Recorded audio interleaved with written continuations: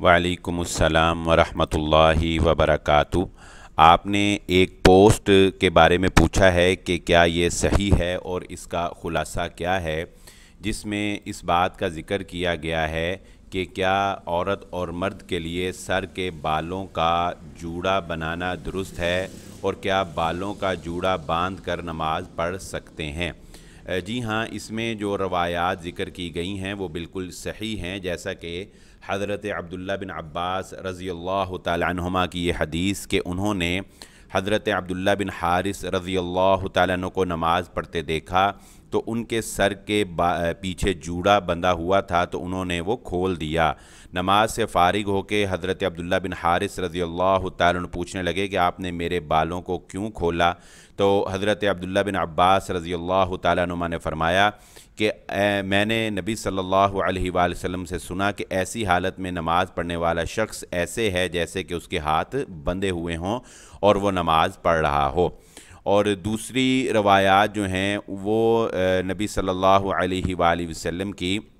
जिनमें ख़वातीन के बारे में जूड़ा बनाने के बारे में ये वईद है कि नबी सल्लल्लाहु अलैहि वसल्लम ने फ़रमाया कि जहन्नमियों की दो किस्में ऐसी हैं जिन्हें मैंने अभी तक नहीं देखा। एक वो लोग जिनके पास गाय की दुम्मों जैसे कोड़े होंगे और वो लोगों को मारते फिरेंगे, और दूसरा वो औरतें जिन्होंने लिबास तो पहना हुआ होगा लेकिन वो इसके बावजूद बरहना होंगी, लोगों की तरफ माइल होने वाली और लोगों को अपनी तरफ माइल करने वाली होंगी, और उनके सर बुख्ती ऊँटों की कुहान की तरह एक तरफ झुके हुए होंगे।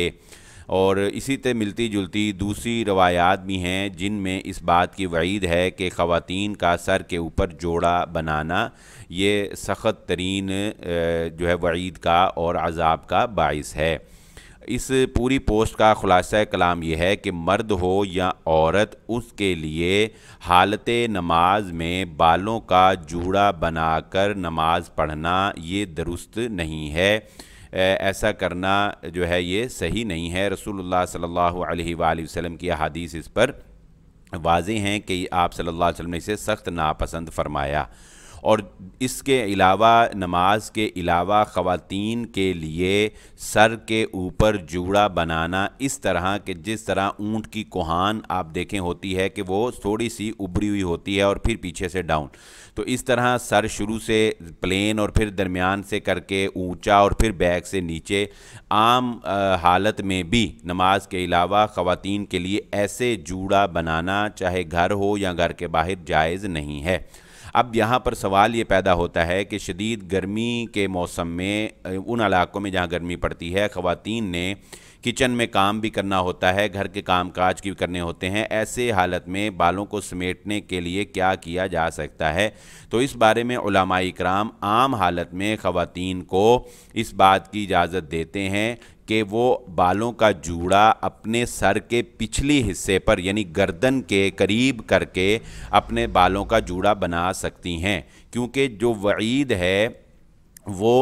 उसकी है जो ऊँट की कोहान की तरह है, और वो सर के ऊपर वाले हिस्से में, यानी सर जो हमारा ऊपर से प्लेन होता है और फिर बैक पे ऐसे स्ट्रेट को जाता है, तो जो आप समझ लें कि एल अगर आप बनाएं तो एल का जो कॉर्नर बनता है ना, वहाँ पर जहाँ से आम तौर पे लोग गंजे हो जाते हैं, बाल उड़ जाते हैं ना जहाँ से सबसे पहले, तो वो जो पॉइंट है ना वहाँ पर जब लोग ख़वातीन जो हैं वो बनाती हैं जूड़ा, तो वो ऊँट की कोहान नुमा बन जाता है। लेकिन अगर आप उसको सर के पिछले हिस्से गर्दन वाले हिस्से पे जूड़ा बना लें तो वो कोहान की तरह नहीं होता, इसलिए वो उसको उलमाए इकराम जायज़ करार देते हैं। लेकिन नमाज में वो भी जूड़ा जायज़ नहीं है, नमाज में उसको भी खोलना पड़ेगा। आम हालत में आप घर के काम काज करते हुए वहाँ पर जूड़ा बना सकती हैं, और घर से बाहर जाते हुए उस जूड़े को भी खोल देना चाहिए, क्योंकि वो भी बहरहाल एक